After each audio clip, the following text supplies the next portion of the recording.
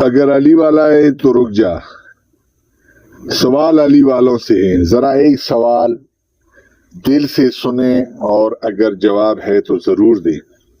ہم مجالس میں سیدہ فاطمہ الزہرا سلام اللہ علیہا کا ذکر کرتے ہیں، ان کی عظمت بیان کرتے ہیں، ان کے حق فدق کی بات کرتے ہیں اور کہتے ہیں کہ سیدہ کا حق چھینا گیا۔ بالکل حق کی بات ہونی چاہیے، لیکن پھر سوال یہ ہے کہ سیدہ کی اولاد یعنی سادات فاطمی میں جو لوگ شرعاً مستحق خمس ہیں، ان کے حق خمس کی تبلیغ اس شدت سے کیوں نہیں کی جاتی؟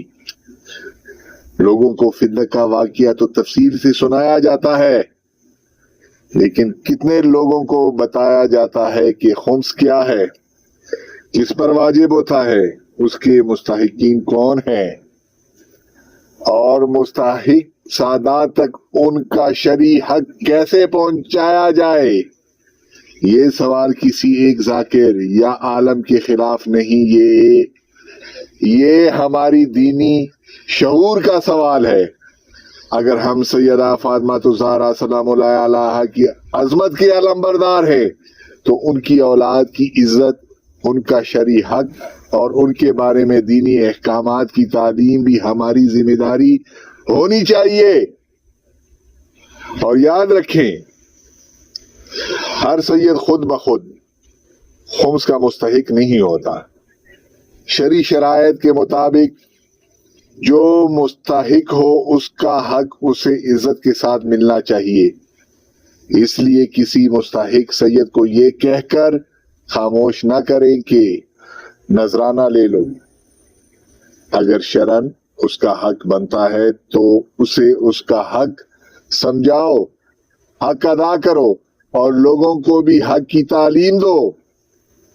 فدق کا ذکر بھی ہونا چاہیے، سادات فاطمی کی عظمت بھی بیان ہونی چاہیے، خمس کا شرعی حکم بھی عام ہونا چاہیے اور مستحق کا حق بھی عزت کے ساتھ ادا ہونا چاہیے۔ اہل بیت سے محبت صرف ان کے واقعات سنانے کا نام نہیں ہے، ان کی تعلیمات میں بیان کیے گئے حقوق اور ذمہ داریوں کو سمجھنا بھی محبت ہے۔ تو سوال بہت سادہ ہے، فدق کا حق اتنی شدت سے بیان ہوتا ہے تو مستحق خمس کا حق کی تبلیغ اتنی شدت سے کیوں نہیں؟ بات کسی فرد کی نہیں، بات حق کی ہے۔